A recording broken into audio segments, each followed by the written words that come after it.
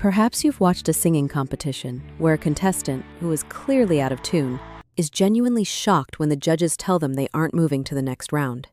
To them, the failure makes no sense. Or maybe you've seen it online. Someone with absolutely no background in a complex subject, like immunology or macroeconomics, arguing with extreme authority against world-renowned experts. It's easy to dismiss these people as arrogant or delusional.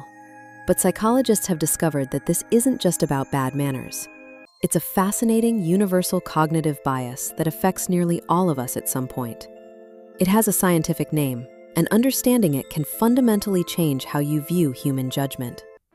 Today, we are going to explore why incompetence, ironically, breeds so much confidence. Welcome to our deep dive into the Dunning-Kruger Effect.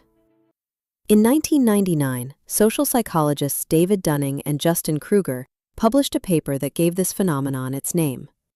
Their inspiration came from a bizarre crime. A man robbed 2 banks in broad daylight without a mask.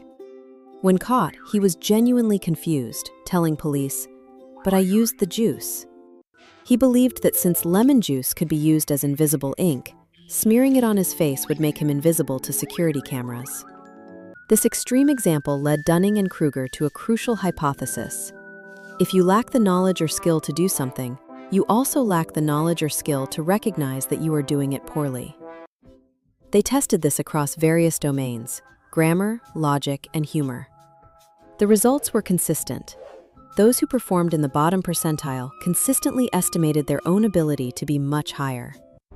This creates the first crucial psychological trap: the illusion of mastery.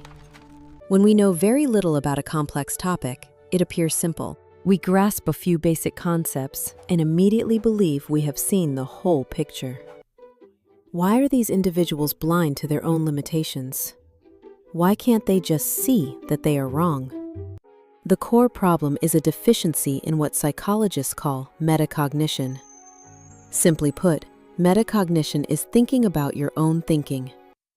It is the ability to step back, monitor your understanding, and objectively evaluate your own performance. Think of it as an internal quality control manager. To be good at logic, for instance, you must know the rules of logic. But to realize that your argument is illogical, you also need to know those exact same rules. The incompetent lack the very tools necessary to detect their own incompetence. They don't possess the metrics to distinguish good performance from bad performance. They are playing a game without knowing the rules, yet believe they are winning because they see other players interacting and simply imitate the motion, unaware of the strategies involved. This means that a confident, ignorant person isn't necessarily lying or bragging. In their own mind, based on their limited data set, they genuinely believe they are accurate. What's perhaps even more interesting is what happens at the other end of the spectrum, among the true experts. This is the Dunning-Kruger paradox. As people become more competent, as they move out of the illusion of simplicity phase, their confidence often drops. Why? Because the more they learn, the more they realize how much they don't know. They become acutely aware of the complexities, the nuances, and the sheer volume of knowledge that exists beyond their current grasp. Experts also tend to underestimate their own ability relative to others. They erroneously assume that because something is easy for them, it must be easy for everyone else as well. This leads to another common psychological experience known as imposter syndrome, where accomplished individuals live in fear of being exposed as a fraud despite evidence of their success. So, while the ignorant speak with absolute certainty, the true knowledge seekers often speak with nuance and caution. The Dunning-Kruger effect isn't just a fascinating academic concept. It has profound real-world consequences. It affects which political leaders get elected, as voters are often drawn to unwavering, though often misplaced, confidence over cautious expertise.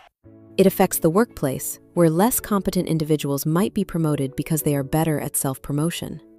It affects how we consume information, making us susceptible to oversimplified narratives. So, how can we fight this bias in ourselves? How can we ensure we are not the ones confidently overestimating our abilities? The antidote is intellectual humility. First, accept that we all have blind spots. When you are absolute sure of something, especially in a new field, pause and ask, what might I be missing? Second, seek specific, critical feedback from true experts in that field. Don't ask for praise, ask for corrections. Third, commit to lifelong learning. The goal isn't just to be confident, the goal is to be accurate. Understanding the Dunning-Kruger effect is the first step toward genuine self-awareness. It teaches us that confidence is a poor metric for truth. Only competence, built upon humility and continuous effort, can lead us there. Thank you for your time in exploring the human mind with me. If you found this video helpful, don't forget to hit like and subscribe so we can all grow a bit wiser every day. How about you? Have you ever encountered someone with that kind of misplaced confidence? Share your stories in the comments below. I'd love to hear them.